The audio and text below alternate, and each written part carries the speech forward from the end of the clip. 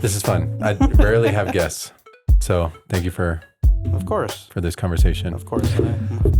Words are my life, so I'll give it some context because it wasn't like this long plan for us to have a conversation. No. It was last week. Emily and I recorded, and then you guys are always watching the kids, which thank you for that. That's awesome. Of course. And then after, I'm not sure exactly what we started talking about. You guys were about to leave. And then ended up staying the whole day. Sylvia had her purse in her hand. Yeah. And then we ended up here till 7. Yeah. And it started with abortion. So I guess I forgot did I mention abortion or you mentioned abortion? Did. I mentioned abortion. Well, it always either begins or ends with race and abortion. Yeah. So I had mentioned that it should be banned. Mm-hmm. Abortion should be banned, and we should pursue legal protection for children. Right. And then you mentioned that that's not the right way of going about it. And then I think we went back and forth a little bit. I just mentioned that there's no mention in the Bible of a believer trying to tell a non-believer to do anything. Yeah. That's my premise for life. Yeah. If you're going to critique anyone as a Christian, you can only critique other Christians. You have no right saying anything to a non-Christian. It is not your business. And even towards the other Christians, it is only an act of love because you're hurting yourself.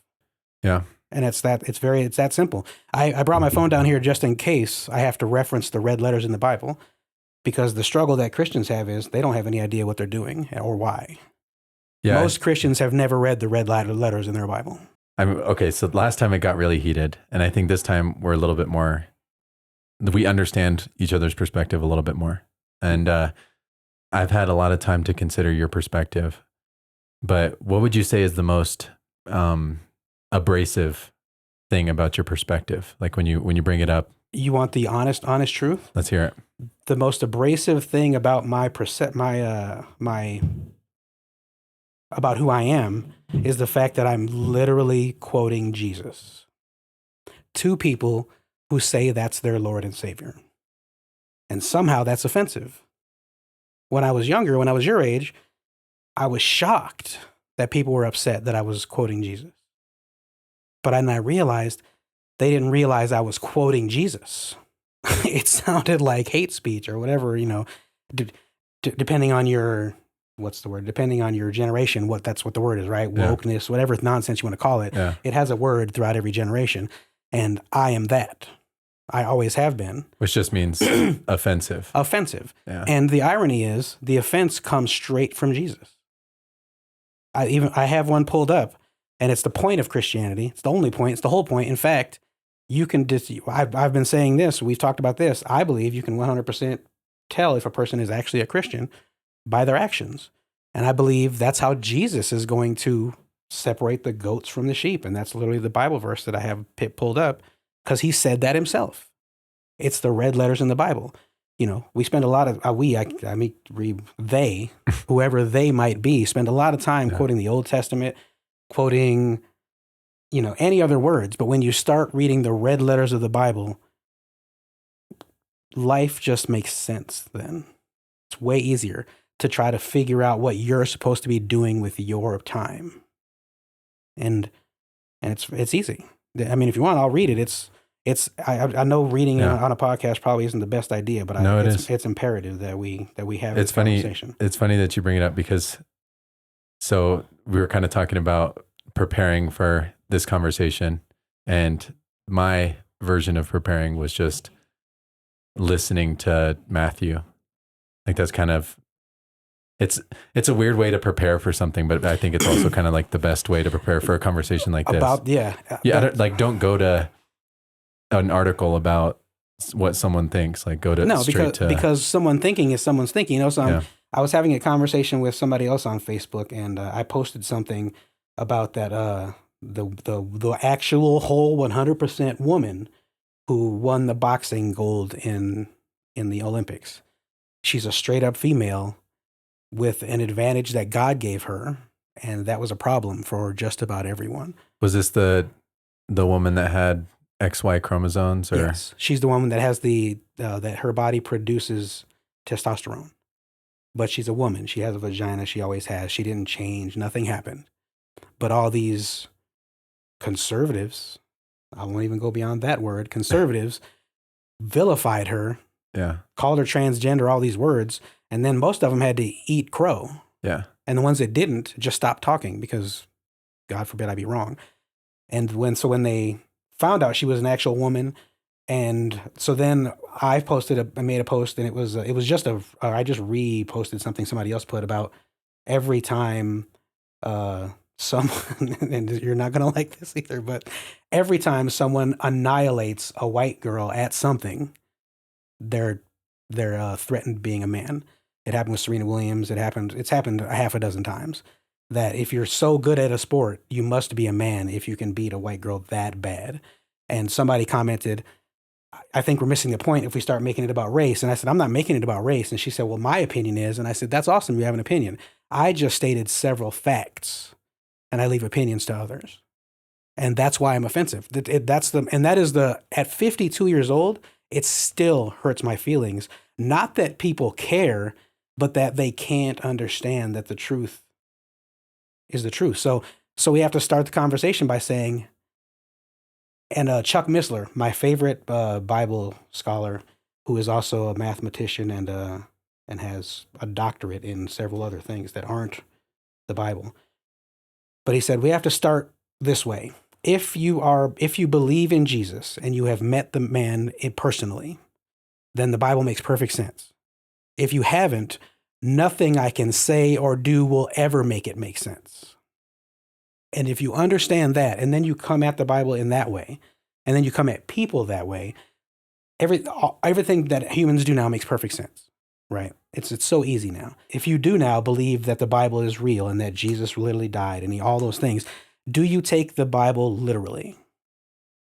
And if you do, then it's like climbing a ladder. And that's the next step on the ladder is the Bible actually real, or is it a bunch of cool stories?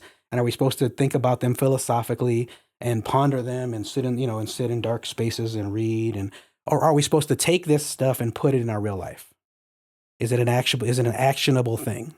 And then if it is actionable, well, that might be terrifying. It's terrifying to a lot of people because people don't read the parts that tell you have to do some stuff. Otherwise, you have to question your own salvation. Not if I don't do the things, I'm not saved, but if I'm saved, I will innately, even against my own will sometimes, do these things because that's how God works. And that's not Shane talking. That's the Bible talking. One of the most important things that any Christian can ever do is every time you hear one of the buzzword Christian things, John 3:16, any of those ones, you have to read the entire chapter because one-liners don't work anywhere, much less the Bible. So we're going to start at Matthew 25 and verse 31. When the Son of Man comes in his glory and all the angels with him, he will sit on his glorious throne. And the nations will be gathered before him, and he will separate the people one from another as a shepherd separates the sheep from the goats. He will put the sheep on his right, and everywhere in Scripture, the right hand is always the good. That's where you want to be. Then the king will say to those on his right, "Come, you who are blessed by my Father, take your inheritance, the kingdom prepared for you since the creation of the world. For I was hungry, and you gave me something to eat. I was thirsty, and you gave me something to drink. I was a stranger, and you invited me in. I needed clothes, and you clothed me. I was sick, and you looked after me. I was in prison, and you came to visit me." Super awesome, right? It's exciting. That's the part we read all the time. When we do those things, we're doing them for Jesus. Then the righteous will answer him, "Lord, when did we see you hungry and feed you, or thirsty and give you something to drink? When did I see you as a stranger and invite you in, or needing clothes and clothe you? When did we see you sick or in prison and go to visit you?" And the king will reply, "Truly I tell you, whatever you did for one of the least of these," speaking of the list he just gave, "least of these, brothers and sisters of mine, you did for me." We've never, ever, ever. One of my close friends when I lived in New York graduated from Liberty University, and he had never read this. Then he will say to those on the left, "Depart from me, you who are cursed, into the eternal fire prepared for the devil and his angels. For I was hungry, and you gave me nothing to eat. I was thirsty, and you gave me nothing to drink. I was a stranger, and you did not invite me in. I needed clothes, and you did not clothe me. I was sick and in prison, and you did not look after me. And they also will answer, Lord, when did we see you hungry or thirsty or a stranger or needing clothes or sick or in prison and did not help you? He will reply, truly I tell you, whatever you did not do for one of the least of these, you did not do for me. Then they will go away to eternal punishment, but the righteous to eternal life. Now, if we had to take one chapter of the Bible and try to figure out how am I supposed to live for the rest of my life, done, right? That's easy. If we just literally read that, I talk to my wife all the time about life is super simple. Well, you know, when you hear somebody say something important, you don't have to hear any more from them. You've already gotten everything you need. If you were going to read one chapter and then base your life on it, that's the chapter, right? You can now look at your life and say, am I going to heaven or hell? It's easy. And I would love to say it's because I'm awesome that I do the things on that list. But it's not, because I know when I look in the mirror, I see a regular human just like everybody else does. And I want shiny, nice things, right? I want diamonds and jewels just like everybody else. I want a nice car. But once Jesus inhabits you, I don't know. It just becomes, it's impossible. It's impossible for me to not give. And it's not big, giant stuff. Yes, I do give clothes away. Yes, I have stood in front of abortion clinics. Yes, I was in youth ministry. Yes, I worked for Youth for Christ. I did all those things, and I didn't do any of them even because I wanted to. I was never once the kind of person who was like, can I do this thing for you? When I was in youth ministry, I was going to a church, and I was just going to a church, and one day one of the elders came up to me and said, Shane, we're about to start a youth group for junior high kids. We think you'd be good at leading it. And I was like, what are you talking about? How would you, when have you seen me interact with a youth? You know, I have no idea what you're talking about. And he says, well, we've seen you interact with the youth of the church. They love you and they don't even know you. Like it's an odd thing. And I go, okay, well, I go, sure. But you have to understand, as I've been telling you since I sat here, I am controversial because I teach the actual Bible. And they're like, what does that mean? Like, we teach the actual Bible. I go, I mean, I'm not saying you guys teach it wrong, but I'm saying if I'm going to teach a Sunday school class to a bunch of 11-year-olds, I'm going to tell them the actual story of David and Goliath. And he said, what is the actual story? I thought we've read it. I go, do you know what he did after he killed Goliath? Do you know? I'm not sure what you're referring to. After Goliath was dead. Yeah. What did David do? I don't know. I haven't read it in a minute. Let's look at real life. I would say he thanked God. He thanked God, and then he went to work on that man's head. So David was supposed to be, 4'10", right? Yeah. Goliath was over 9 feet tall, so David would have been half about Goliath's size. When he killed him, he ran over to him, grabbed his sword. Your sword on average for a battle person in war is about half your size. Yeah. So the sword was David's size, right? David picked that sword up, which weighed probably half of what he did, and for Lord knows how long, it could have been 2 hours. He lopped on that man's head until he'd lopped it off. Yeah. He chopped that man's head until it fell off. Then, cool thing he did was he took it and put it in a bag and brought it home with him. The bloody stump of a giant skull. He brought it home with him. Then they had a parade later on in the day or the week, right? Yeah. He still had the head, and as he is the grand wizard of the parade, he took it out and was showing it to people. Look at what, and not look what I did. That's what I love about David. Yeah. Never took, look what God did. Right? That sounds way cooler than the Sunday school version where he's smiling, David's smiling, he's got a little thing, and he's waking, and they don't show it hitting anybody in the skull. They don't show any of that. But in real life, it was think for a second if you were watching David cut the head off. That's pretty gruesome. Right? David looks like a raving lunatic for hours, right? We don't talk about that part of the Bible ever, and I'm going to. Yeah. And I said, and you have to be ready for the consequences of that, because there will be consequences. And the consequences were almost every week, we got at least 2 phone calls from somebody's parents saying, how dare you teach my son that? And because we'd already had that conversation, my lead pastor, who was one of the most amazing men I've ever met, he said, do you know what he said? And he said, Yeah, he said this. And he said, is that unbiblical? And every time they had to say no, because I was only reading out of the Bible. They just didn't like it. They just didn't like it. Yeah. Just like that, which I just read, right? I read that to 11-year-olds. And some of those 11-year-olds still talk to me today. Yeah. And I got credit. So with and I don't, I can spend forever bragging on God because it had nothing to do with me. Again, I didn't even know what I was doing. I just knew I had spent a lot of time reading the Bible. I never went to school. I refused to go to school because that piece of paper is not going to tell you whether or not I know the Bible. I know the Bible really well, and I've never been to school. But so that's why I can spend a lot of time explaining the crazy things that happened in my life because I just abjectly followed the Bible and just did what it said instead of just making it a intellectual exercise.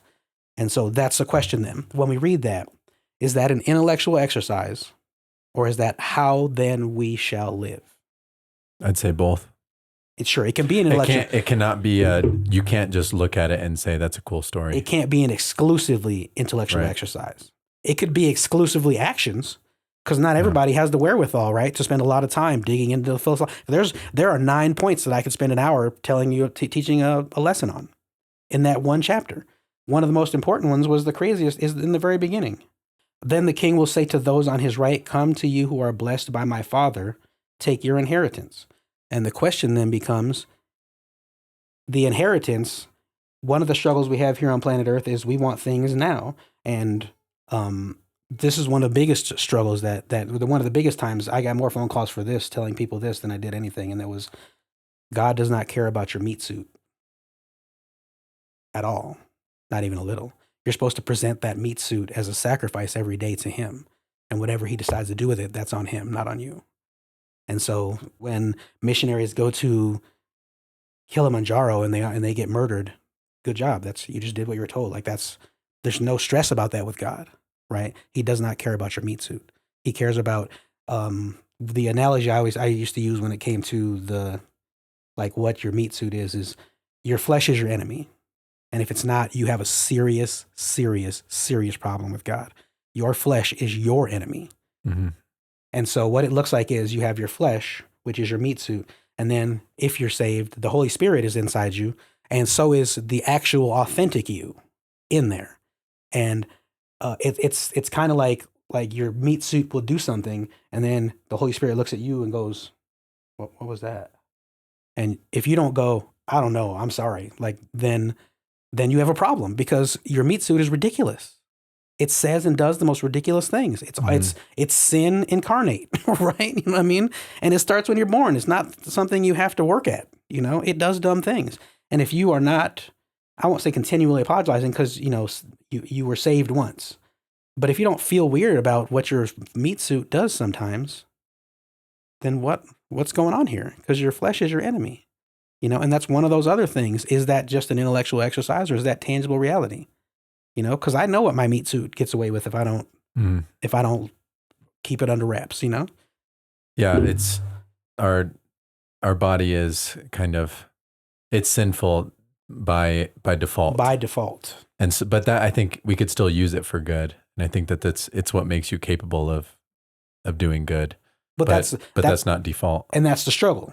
Because is it you? Because the Bible is clear and says you can't do anything. It is literally and so remember I told you when I was 28 years old, I got baptized. And the reason I got baptized is because I was tired of my own free will.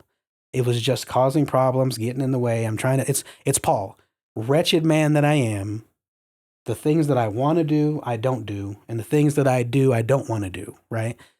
If you can ever figure out how to say that to yourself in reality and mean it, your life changes that day. And that's where I was at. I was like, I'm tired of doing these things I don't want to do. I want to be the person that I'm supposed to be. Mm-hmm. And so when I got baptized, I said, that's why I'm getting baptized. I am giving up my free will as best as a human being can directly to you, God. And whatever happens because of that, that's what happens. I don't care anymore about I agree with you. I am on your team. I don't care about my own meat suit.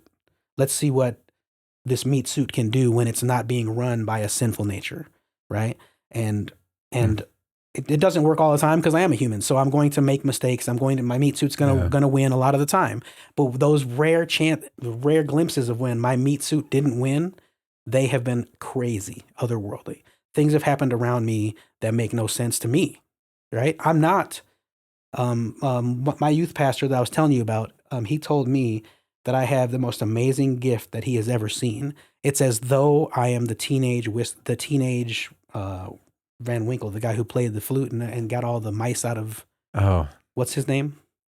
Anyways, you know the story. that's going to bug me now. Me too. It's Peter Piper? No, because he picked a peck of pickled peppers. So it wasn't No, him. it's the... But him, right? They said that's what I was. So I'm in a room full of youth pastors when my pastor says this to me, and they're like, yeah, he's right. I don't know. Like they were saying, you have some gift that we don't have. You know, I'm out here trying, my youth pastor, I'm out here trying super hard to get these kids to believe and understand and trying to get more kids to come in because I love them. And you do it without even trying. And I go, well, that's because you missed the point, bro. I'm not trying, right? What does the Bible say? It's clear. When we are weak, he is strong. The only time we do anything of any consequence to God is when we're not doing it, right? That's what I love about God is I don't have to be good. Thank God I don't have to be good, because if I had to be good to accomplish something, I would be an abject failure. So all I do is I try to get out of the way as much as I can.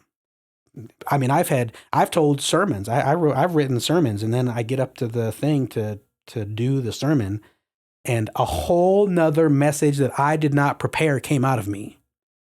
And people are awestruck by the message, and they come up to me and like, you're such a good Bible, this, that. And I'm like, dude, I don't even know where that came from. That was not, I'll give you the notes for what I had planned. Yeah. This is what I had planned, and this is what came out. I don't know what to tell you. Yeah. You know, and I believe that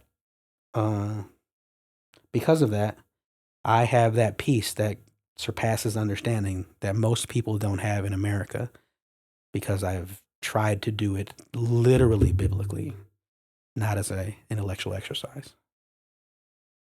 That's a lot.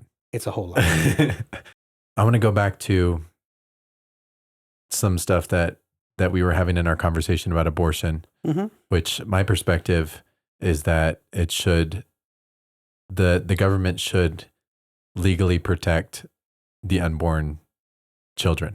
Okay. And then you were saying that they shouldn't, or I want to give you like the opportunity to kind of... I'm not saying they should or shouldn't. I'm saying it's irrelevant. Okay. Because of this. And so I looked up 5 different sources to make sure that I wasn't just pulling one, and abortion has not slowed down since the overturning of Roe versus Wade. In fact, it's 10% higher now than it was the last time they were doing the numbers, which was 2019 before COVID. It's more accessible 11% higher. It's more accessible now, and it's 11% higher than it was before it was overturned, numbers wise. So if we're going to look at it and we're not going to make the Bible be the only reason we do a thing, let's look at it. So we're saying, then what is your next reason for doing something? Make your life easier. Make your personal life easier, right? So if you are a anti-abortionist, so am I. But if you are, and you're not doing anything, and then so to make your life easier, what you have to do is you have to find a way to get rid of all this guilt, because it's everywhere, right? And so what is the easiest possible way to feel like you did something and absolve this guilt? I have a hard time with the premise, because it's like, are you saying that people who are against abortion are against it because it makes their life easier? No, I'm saying it's innately bad. It's obvious. Yeah. Okay. If you're a Christian, remember, we go back to the beginning then. If you're a Christian, we got to go way back to the beginning. If you're not a Christian, it's not bad. Because they have no idea, right? If you've never met Jesus, but why? It's bad for you. And it's bad and you're still killing someone. It's bad for, that's what I'm saying. That's a perception that you have that they don't have. Remember, if you don't think that it's bad. If you've never met God, then killing isn't a problem. And you don't understand that. Well, okay. You mean subjectively to you. To them, not to me. I mean, like to the person. I talk to people. Yeah. But one of the differences between me as a Christian and other people as a Christian is I talk to the people that I'm not trying to avoid them, right? Christians love to gather together and talk about how awesome Christianity is, but no one's talking to the unsaved, which is ironic, because that's the whole point of our life, to live as Christ and to die as gain. But we're spending a lot of time living not for Christ. And that's not, it's an attack, but it shouldn't be, because it's obvious. When you do a thing that has nothing to do with, quote, furthering the kingdom or whatever, then you're not living for Christ. Like, I don't know how else to put it.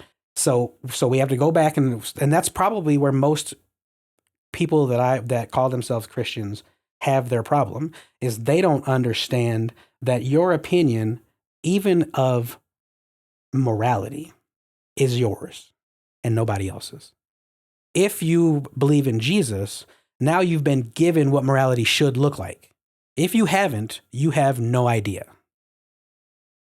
Morality is not this genuine thing that people, I used to hear all the time, we got to rely on the human spirit, right? People know what's right and wrong. People don't just go out here doing, and that's not true. People do not know right from wrong. You have to be given a reason to know what right and wrong is. If you go to India, the class system there is repugnant. The people on the bottom, they're literally dying every day and no one cares, because in their system, that's how it works. And you can't even, in India, you're not even allowed to move classes. If you're born on the bottom, you stay on the bottom. Everyone you know, everyone you love, everyone in your bloodline will always be on the bottom. And that's a horrible morality. It's the opposite of what America sells. It's not real. Class mobility, even in America, is also false. But at least we sell that idea to each other, so we feel good about ourselves. In India, it's not even a possibility. If you are born on the bottom, that's where you are forever. You will always be begging for food your whole life. You're not even allowed to go into most of the buildings, right? That's wrong. No, is it? If you don't believe in Jesus, is it wrong? Like, so you have to be a Christian to call that wrong? Is that what you're saying? You have to be a Christian you have to have come to some version of morality, some kind of way that says that's wrong.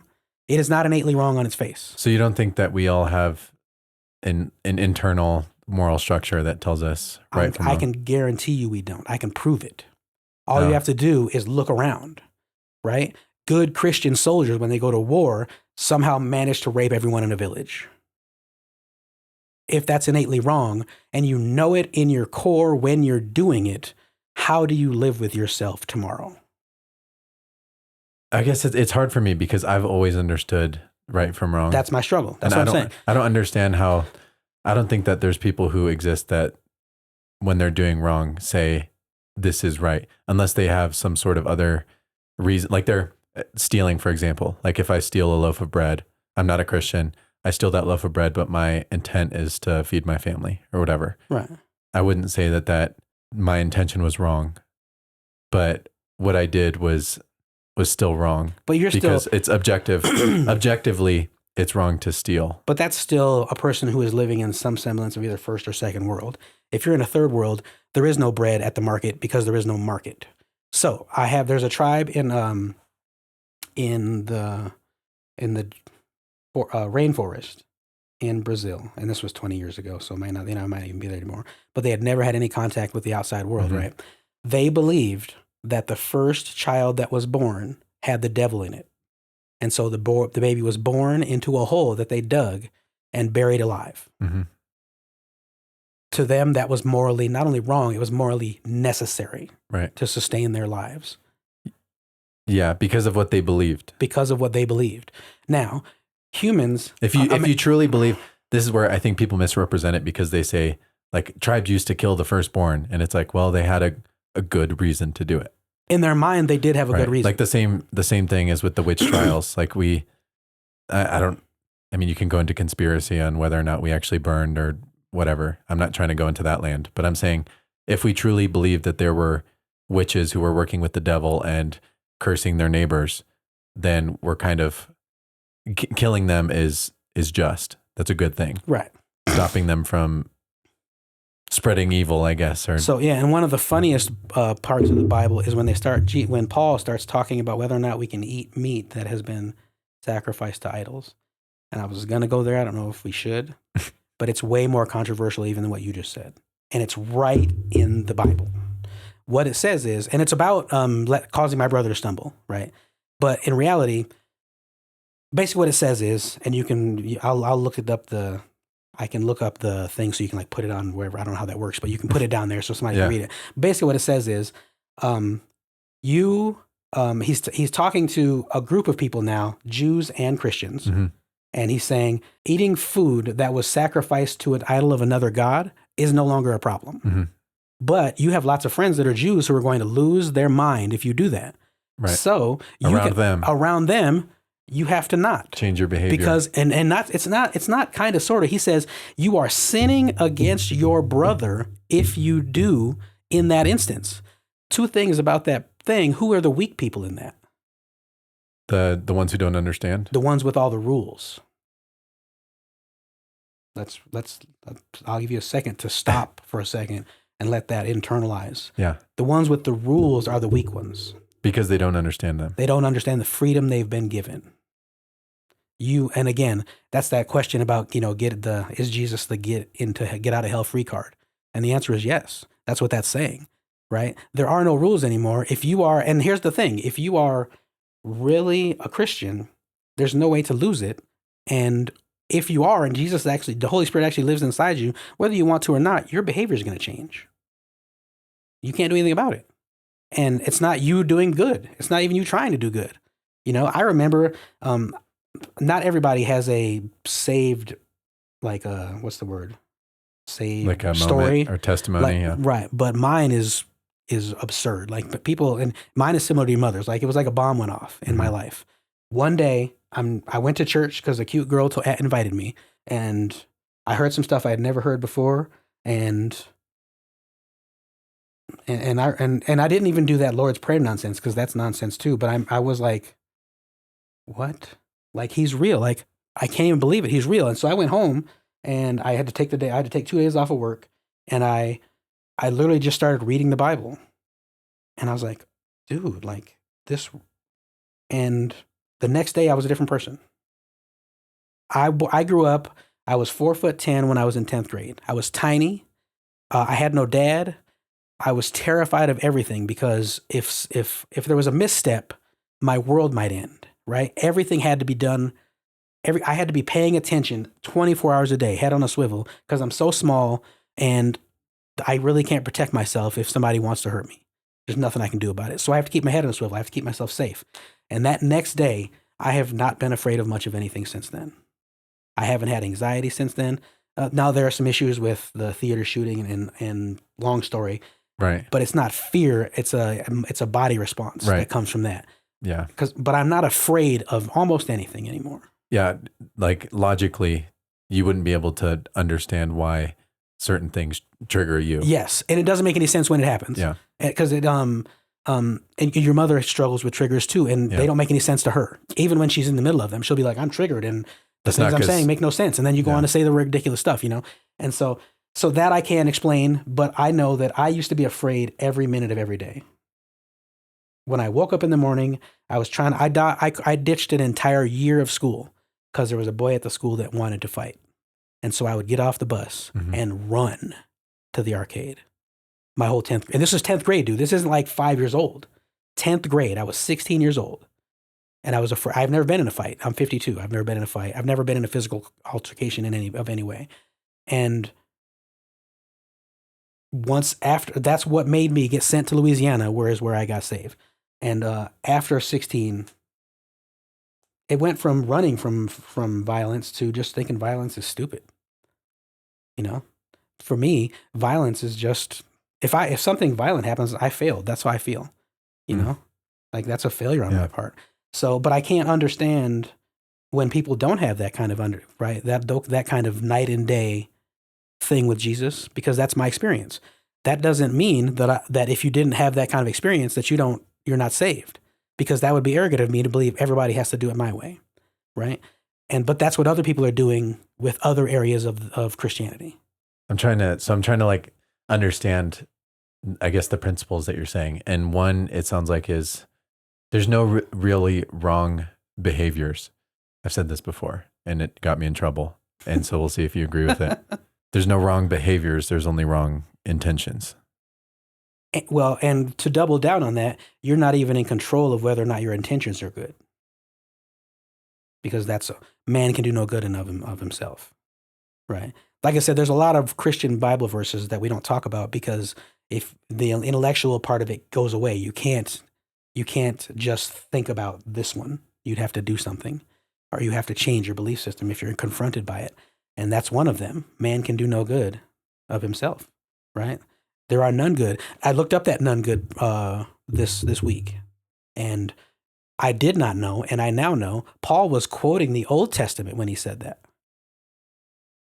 So in the Old Testament, it was in, I can't remember. It's in one of the Samuel, I believe, said it that there are none good, not one, and all have sinned and turned away, and everybody's horrible. And then Paul just reiterated, nothing's changed in the New Testament. All still have sinned and fallen short of the glory of God, and all of you are problematic, and so we have to own that. We have to live not as though, because the next thing Paul says is, so what? Then should we just sin till our heart's content? No. We just have to understand that that's our nature, and we don't have control whether or not we're going to do it again. That's all.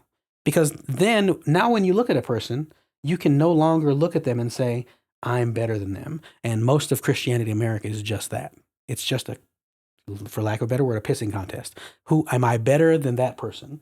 And I think a lot of the abortion thing is just that. It's an easy one to get right. Right? So we're all better than the people who had abortions. And so that's why we have to ridicule them so hard, because it makes us feel better. And that's when I say better and makes our life easier. That's what I mean. Because now we have, if Christianity is just a checklist. I'm a better person because I can point at people who are worse. And it be true. And it'd be obvious. So even abortion, you're saying abortion it's because it's an obviously wrong thing. Christians can point at it and be like, look at the wrong thing that everyone else is doing. Right. And look, clearly that's an easy one to not do, right? All I got to do is not have an abortion, and I've got 60 million people beneath me on the pecking order, right? And so going back to this same verse we just talked about at the end. So let me ask you this. Does abortion exist in that kind of a system? What are you referencing? The truly I tell you, every time you did something for the least of these, you did it for me. If Christians are doing their jobs, would the things that we consider problems in America still be here? If everyone is a Christian? No, Christians, not all of them. If Christians did a good job of loving people. Just the people who are Christians, if they did their job correctly, would there be a need for abortion? I don't think there's ever a need for abortion. But again, that's an opinion. I'm asking you tangibly, the concept behind why people have abortions right now, would it still be there? Well, so going back to like our discussion about why people get abortions, I think your word was desperation. That's one of the primary reasons, yes. That's like the 80% or 80 or 90%. Yes, of people who go to abortion clinics, yes. Yeah, they're desperate for either the father isn't involved, or he's pressuring directly to get the abortion. And it's even, that's, so the funny thing, the thing that I love most about you is your naivete. Because you don't know what you were saved from. Sylvia and I were talking about that last night. You have no idea what you would have been if you hadn't been taken away from her. Yeah. Right? It's a thing you'll never know. Mm-hmm. But because you don't know, you literally, like, I was shocked when it hit me. You literally don't know. And that's not bad. But you just can't know what you don't know. Like, because Sylvia brought up, because this is the world that this poor woman grew up in. She's like, or you're a hooker and your pimp's going to take your baby from you and sell it. Like, it would be better. Right. And she said this to me, it would be better to be dead than to live my existence. And she meant it. Like, it wasn't a joke. It wasn't like like she was not trying to be, she wasn't trying to be poetic or whatever. Right. It was authentic. Do you think that's true? I know that's true. That it'd be better if she was dead? Oh, no. To her, no. Now looking back, of course not. Right. Even to her, it's not true anymore. Right. But in that moment, and there have been several of those moments in her life, it was authentically true. It'd be easier to be dead than to suffer. Yes. Right. And we haven't even talked about to live as Christ and to die as gain. Like, think about that. Are these babies suffering, or do they just get to go back to home? I'd say they're suffering in it. Well, but even that, isn't suffering the job here? That's your only job here on planet Earth. I wouldn't say that suffering is our job. Yeah. But yeah, consider it joy to suffer for his name's sake. That doesn't mean it's our job. I think it's a different perspective of suffering. Yes. Is that suffering gets turned from something that's bad to something that can be good, I Well, guess, to endure I it. have been blessed recently to understand a lot of the brain chemistry that happens in humans that has nothing to do with the Bible. It's not biblical people that are doing this research. And much like back in the day when we started doing physics, and then we found out that almost all of the physics that we have are pointing towards God, not away from it. This is also doing that. Brain chemistry is pointing directly at the Bible. Mhm. No one said this that I've heard, but because I know the Bible so well, and then I hear a person say a thing. So, your brain does not want happiness; it wants homeostasis. So, if you are happy, your brain will create an opportunity of suffering because it needs homeostasis, and so everything is a waveform, right? And so that's what really happens. So, and pleasure doesn't help. Pleasure makes it worse. Every time, it's like drugs. Every time Mhm. you have a pleasure, the next time you have that pleasure, it won't feel as good. You have to one up it, and you have to keep doing that for the rest of your life. So then, suffering actually is good for humans. Real suffering, not, oh man, I didn't get to have my ice cream, or my ice cream fell on the floor. Real suffering is good for the human brain. It's the only way to solve this struggle we have with first worldness of literally chasing pleasure in every possible avenue for our entire lives. We have to suffer, and that's directly out of the Bible. And No, I hear that because it's like, if you think about working out, even like if you want to be in shape, you have to put yourself through suffering. pain, yes, pain is the reason It's a that cost. exactly, it's a cost, and pain is real, and you cannot Yeah. avoid it. In fact, you should be chasing it. And this one of the scientists said that specifically. If you want to get rid of all of your mental health issues, you should be chasing pain. You should want to be in pain more. Exposure therapy. they call it. Exactly. No, because your brain then will do the opposite. It will start searching for pleasure because it's going to even out no matter what you do. It's going to, for every positive, you're going to have a negative, but conversely, for every negative, you're going to have a positive. So if you want your mental health to be better, you should be not masochism, but you should be doing things that are good for you that hurt. Let me try to say this again because I think I understand a little bit. So it's like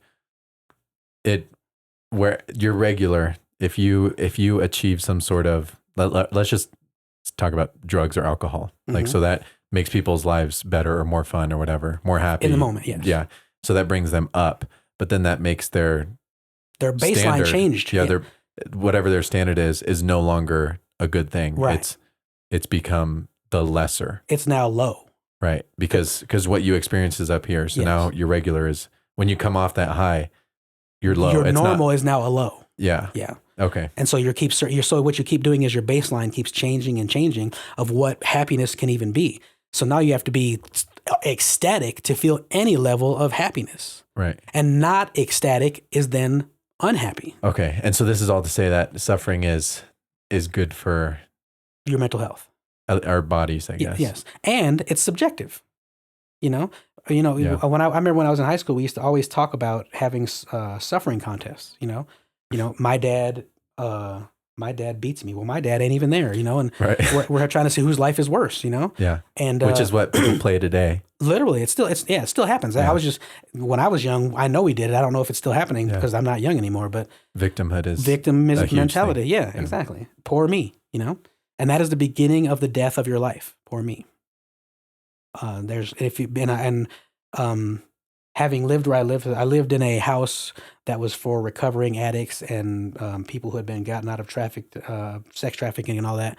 I lived there for 4 years, and invariably, every once in a while, someone would go back to their old life, and I could see it coming every time.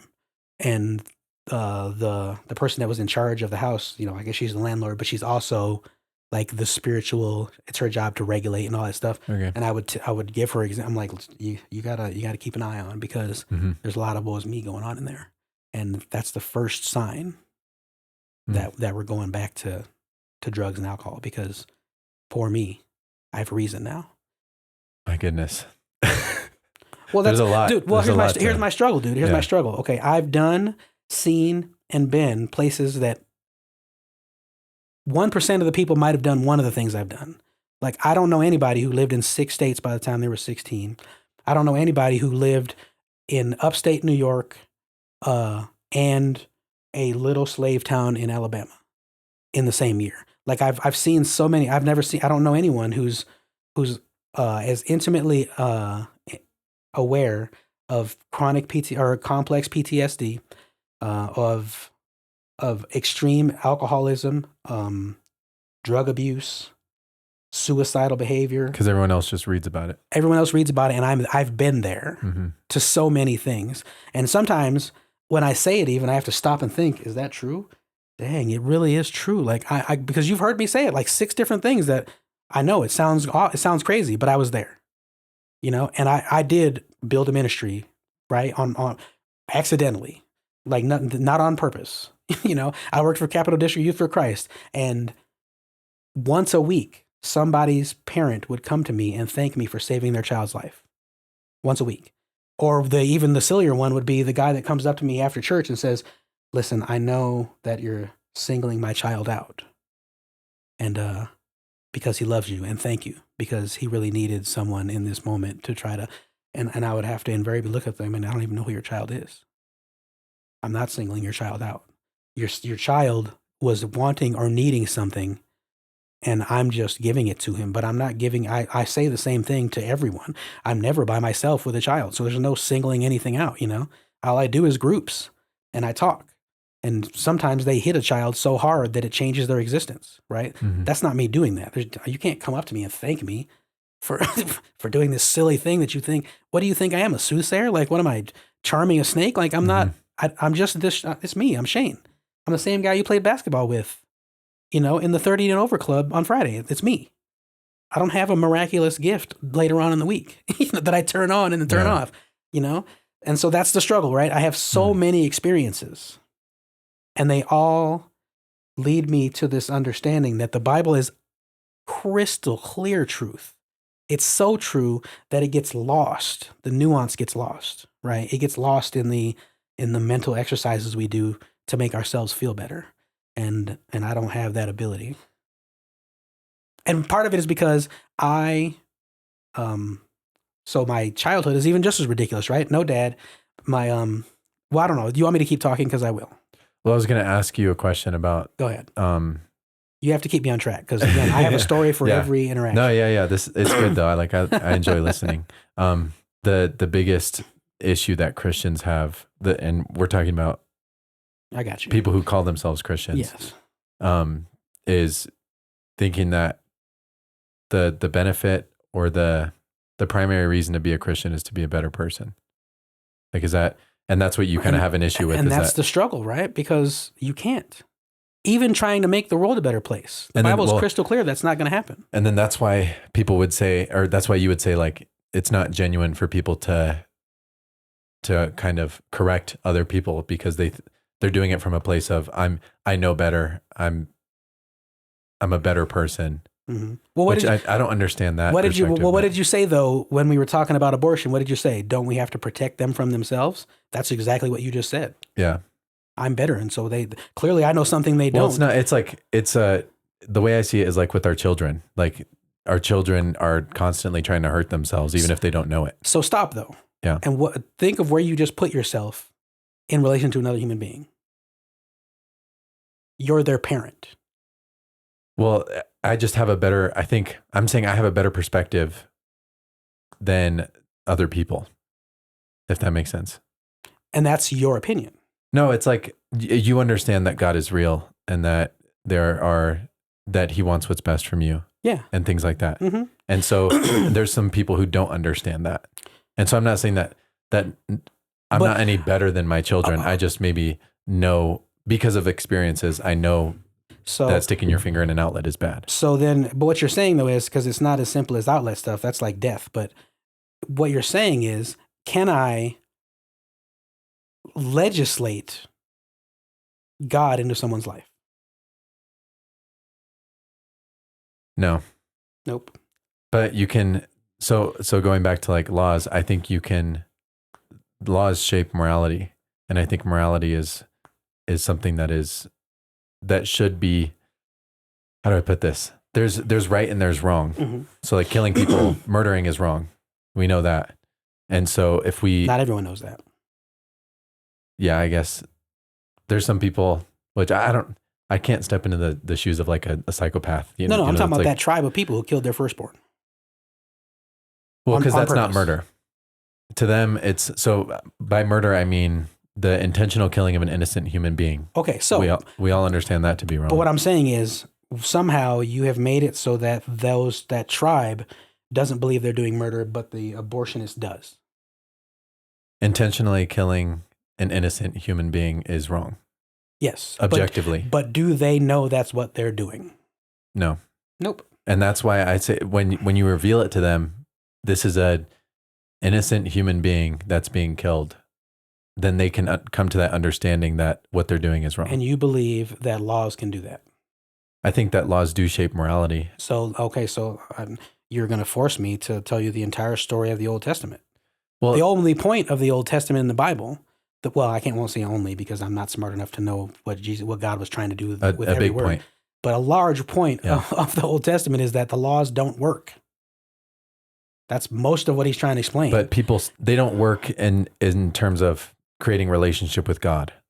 I don't think that a law can create a relationship with God. So then, if that's the case, but our only goal is to create relationships with God. It's the only reason we're still here. I don't know if that's our only goal. It says, go forth and preach the gospel. To live is Christ and die is gain. I think it's our huge role for us is to bring people to know the good news, to tell people about Jesus and tell people about God. But I think while we're doing that, stopping evil is kind of a thing that we should. I'm not going to spend the time to look it up, but literally there's a Bible verse that says nothing can be done about evil. I don't know about that. And least of all, you can't do anything about it. You literally have no power. You want to tell me? I will give you the biggest hot take of my entire thought process. And that is Satan left America in 1406 and he hasn't been back. He has no use. There is no need for him to ever step on this continent again and wreak havoc. Okay. We are doing a great job of that on our own. So if he's because remember, Satan is a finite creature. He is in somewhere. He is not God where he can be in multiple places. He is somewhere. Wherever he is, he hasn't thought about America in a long time because he doesn't have to. Right. This system is doing what it's doing. And whether or not he set the system up is irrelevant. It is now operating on its own. People are operating it. Humans have done a great job doing what they do. Doing a bad job. A great job in his eyes. Right. Doing a great job of doing evil. Literally. I guess. Yeah. Exactly. Every minute of every day, horrible things happen in this country and no one cares. Well, that's why I think it's important I think there's relevance in calling it out and saying, look at the evil that's being done. Right. But when you start saying, you look at the evil you've done, you've just failed.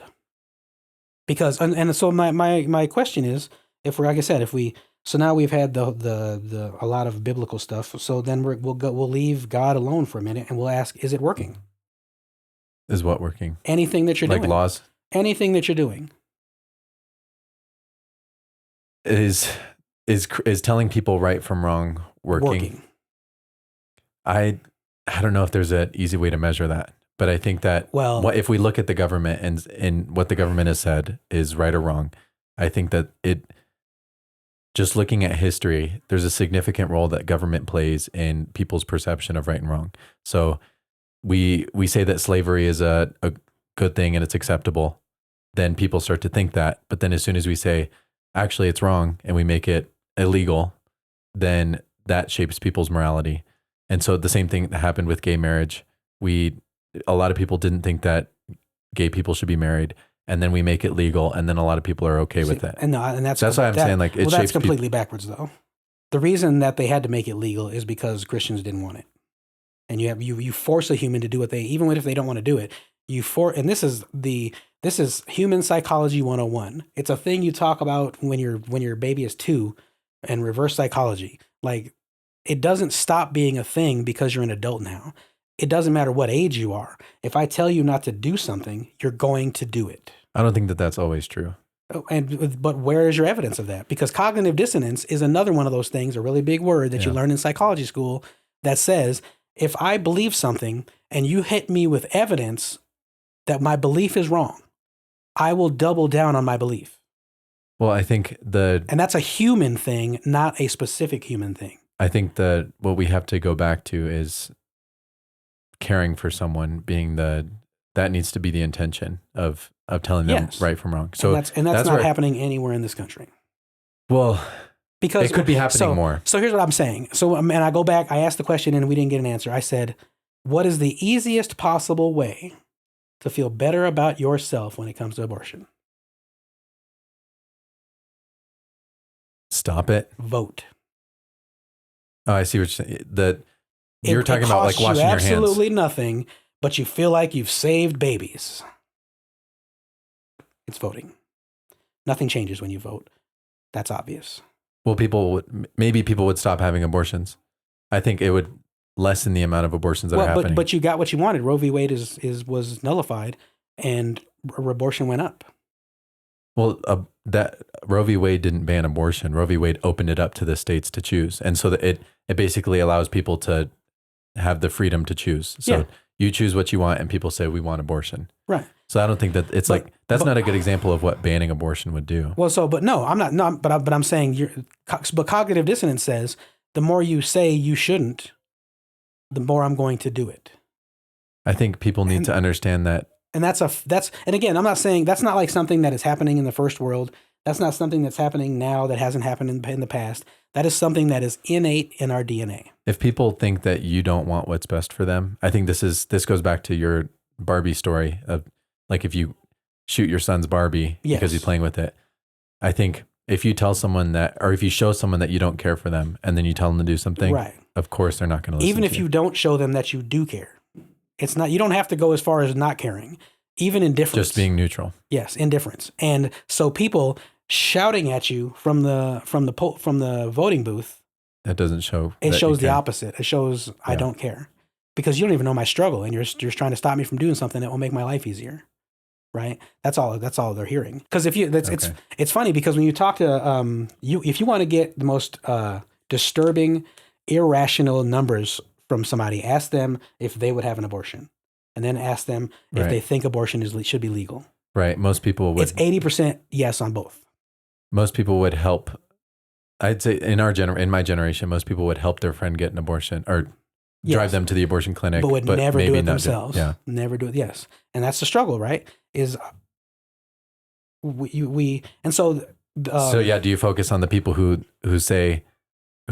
are enabling, right, or do you focus on the people who want the abortion? Exactly, because the ultimate reason for abortion being a problem isn't the baby; it's the mother. And again, well, I have to say it. I've been there, right? I've been there consoling women who've had abortions, and they are inconsolable. So it didn't feel like it at the time, but now I'm 35. I'm not 19.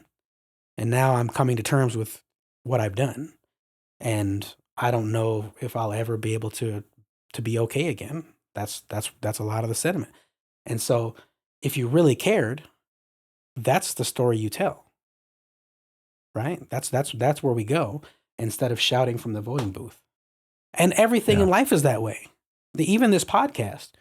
It's just haters are going to hate, That's why I wore my shirt, because I love nothing I enjoy more than being hated by people. 1 star. I'll read it for people who are just listening. It says people, 1 star. Like it's kind of shows up as a review if you're reviewing people. Review of humans. Total nightmare. Would not recommend. And this is the gentle one. The other one had swearing. I didn't wear that one. Yeah. Well, I guess we should wrap it up here. I really appreciate your perspective. It helps me understand because I do like to think about things and I like to ask questions and you are open to questions. And I think thinking is important. And so action's better. Yeah. We could sit here and just talk about it and then go right. And then sitting at home all day. Just like people that go to church, right? We go to church all day. I saw my favorite meme yesterday. Sylvia showed it to me. It said, okay, church is over. Time to go treat a waitress poorly. Yeah. Yeah. Okay. So it's not just, we can just think and know what's right or wrong all day. And that's super easy to do, but that's not Christianity. It's not Christianity. Knowing right from wrong is not Christianity. And it's not enough. Terrifyingly enough. That Bible verse hit me harder this time when I read it than it did the first time I read it. I was like, damn, he's not pulling punches here. Yeah. You know, all you got to do, you can do your own report card at home, right? How am I doing? Did I feed anybody today? Right. Oh, dang, I can't check that. I'm like, literally, I'm gonna go home and I'm going to create a cardboard cutout and be like, okay, these are the things. If I get that right, at least I got to fit, you know, even if I don't know and I made all this crap up and he's, you know, for the average person, I can do my own report card, feed hungry people, clothe naked people, welcome the foreigner, build that wall. Oh, no, that one. No, we'll get rid of that one. That one definitely isn't good. That's for the next episode. Right. And what was the other one? Or you can even simplify your list to, did I love God and did I love my neighbors? Literally. Yeah. That's the greatest of these. This is the number one commandment. Love your God with all your heart, soul, mind, and strength. Yeah. And the other one is 1A, not 2. Love your neighbor as yourself. Mm-hmm. How much do you love yourself? You know? Because my favorite thing, I love me some me. Trust me, I do. And that means I got to treat people pretty well because I treat myself like, oh, we're going to Sizzler after this. You know what I mean? So that to treat them as well as I treat me, dang, that's rough. That's going to be some work. You know what I mean? Well, we've been talking for about an hour, I think. But thank you guys for listening. And if you have any questions, reach out to me. I could reach out to Shane for you. And I'm sure he'd be happy to help. Other than that, thank you for episode 21. We love you guys. Thank you. Peace. Bye.